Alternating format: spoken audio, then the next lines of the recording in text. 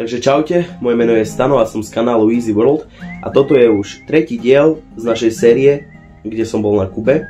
Dneska sa pozrieme späť do Havany, presnejšie na Kapitolium, Havanský les a do baru Floridita, kde rád chodil na daiquiri aj Ernest Hemingway. Ospravedlňujem sa trochu, ale som nachladený, takže z môjho podania to asi nebude 100%.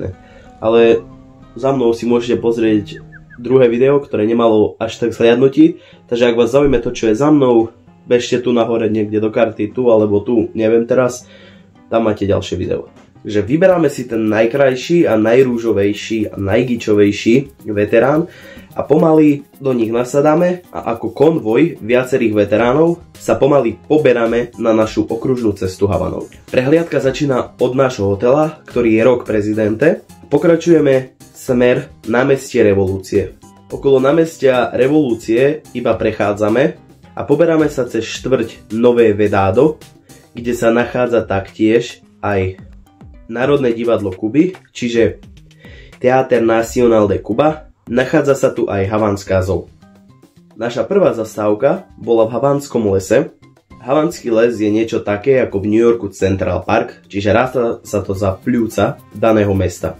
Ten les vyzeral, ako keby sa tam natáčal Avatar, alebo ja neviem, ale bolo to fakt prekrásne a bola to asi tá najkrajšia časť Havany, akú sme mohli v ten deň vidieť.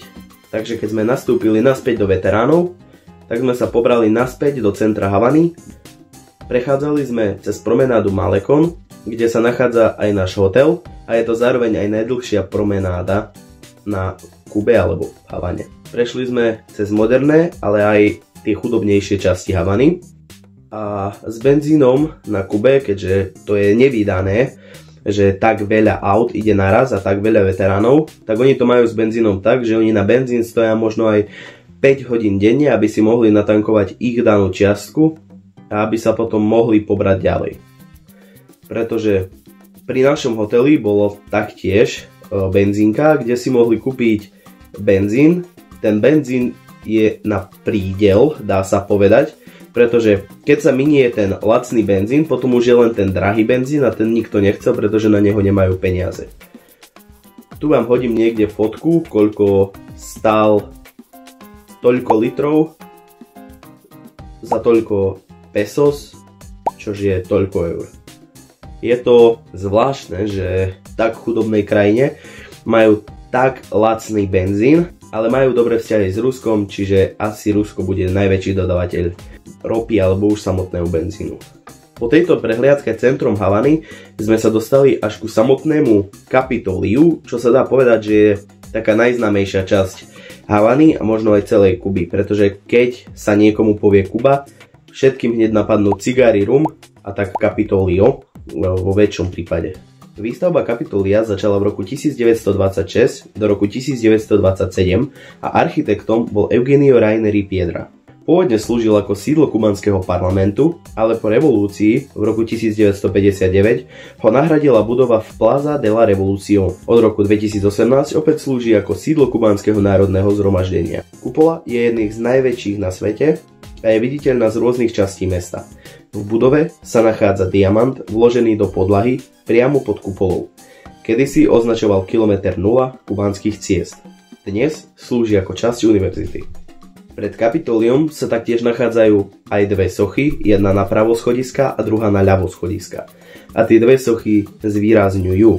Tá socha napravo, to je socha La Virtud Tutelar, to znamená ochranná cnosť. Symbolizuje spravodlivosť, múdrosť a ochranu ľudu. Zobrazuje ženu s výrazom autority a dôstojnosti. A tá socha naľavo, to je socha El Trabajo, to znamená práca. Predstavuje silu, vytrvalosť a pracovitosť kubanského ľudu. Zobrazuje muža so silnou postavou, ktorý symbolizuje fyzickú a intelektuálnu prácu.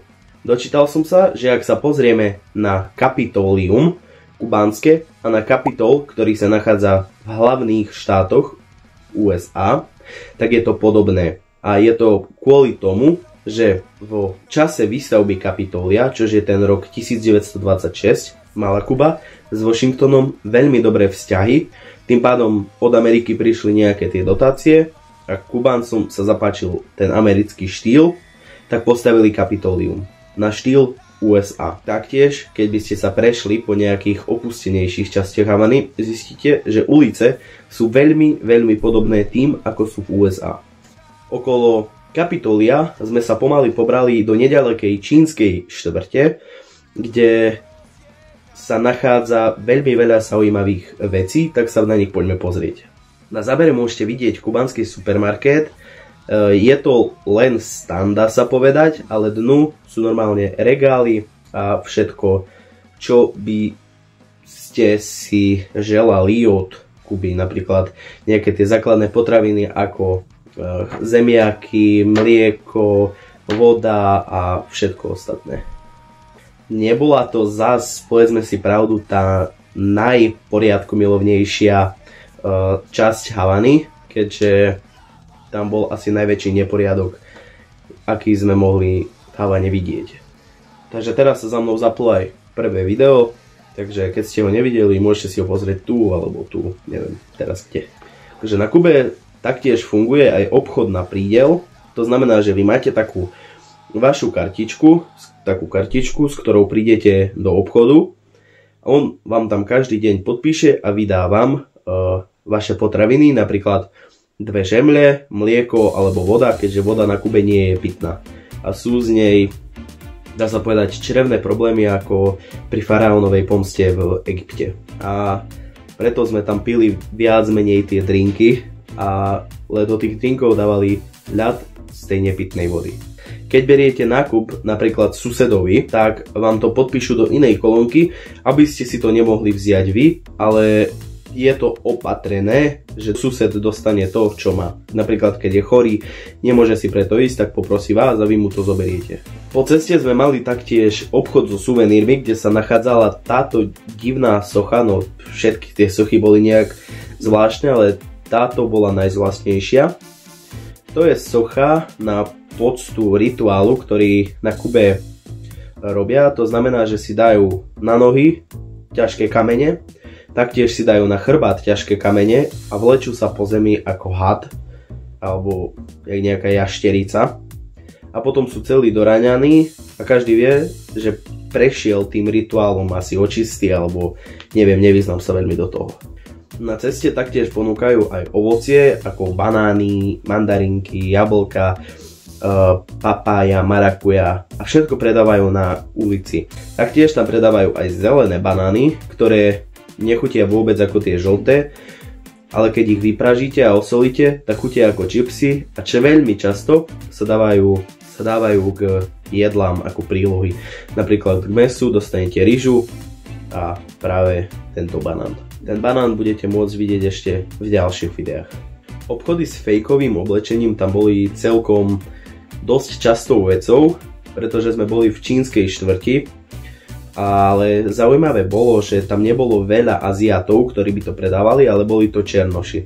Pozreli ste dnu do toho obchodu a videli ste, že nejaké Dunky alebo Air Forcey tam stoja $26 alebo pesos, no pesos asi nie, ale skôr tých dolárov, $26, to je prepočte 25-26 eur a za to nemáte určite Dunky alebo Air Forcey. A to nie je iba s topánkami, ale to je napríklad s tričkami, videl som tam Balenciaga trička, Nike trička, Moncler a všetky tieto značky. Takže prešli sme sa až k najznámejšej opere, ktorá sa nachádza tiež blízko Kapitolia. Spravili sme si ako keby taký okruh, tu je Kapitolium a my sme prešli dookola až k opere. Od opery to už bolo nedaleko do najznámejšieho baru v Havane, kde taktiež rád chodil Ernest Hemingway, ale tentokrát na daiquiri. Daiquiri je vlastne drink, kde sa nachádza rum a limetková šťava. Bola to ako keby alkoholická ľadová drť, ale tento drink sme si viacerí fakt zamilovali a pili sme ho alebo vychutnávali sme si ho až do konca pobytu na Kube. Takže odchádzame z baru Floridita, ešte nám tam aj pekne zahrali a poberáme sa pomaly na náš obed. Bol to obed s výhľadom a ja prenechávam slovo do Havany. Akože dnešný deň bol super.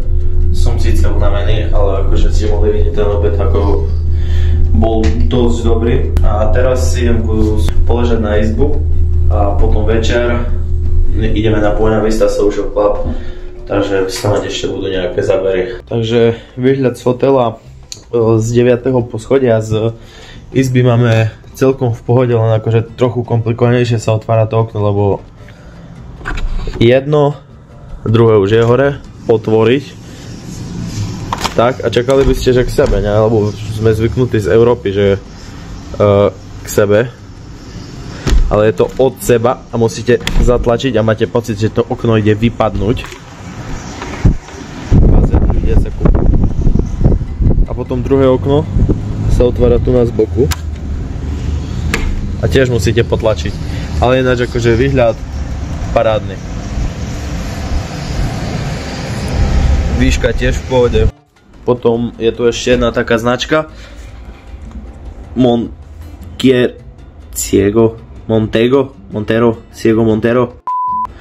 Proste to je niečo také jak u nás Kofola, že ich proste sladké limonády.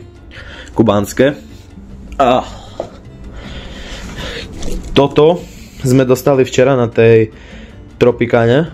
To ste tam nemali veľa záverov, ale kabaret proste. A toto tu sme dostali tu na hotel.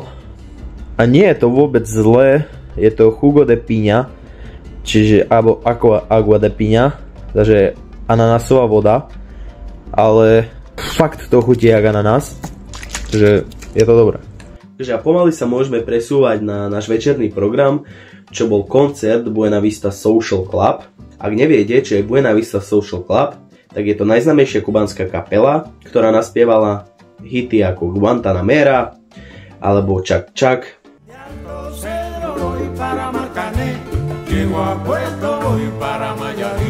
Lístok na Buena Vista Social Club stál 105-110 eur a v cene lístka bol samozrejme koncert, potom 3 drinky a polievka, večera a dezert.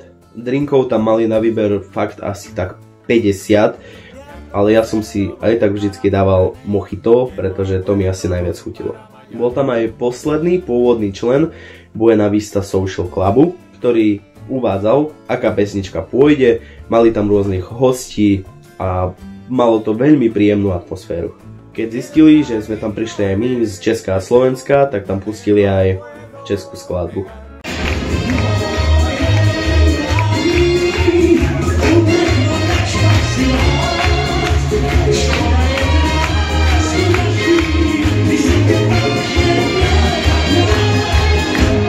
Tak, a to by bolo asi všetko. Ja vám ďakujem za pozornosť. Takže ak ste na tomto kanále noví, čo asi ste, tak dajte prosím vás odber, lebo sa blížime už k 100 odberateľom.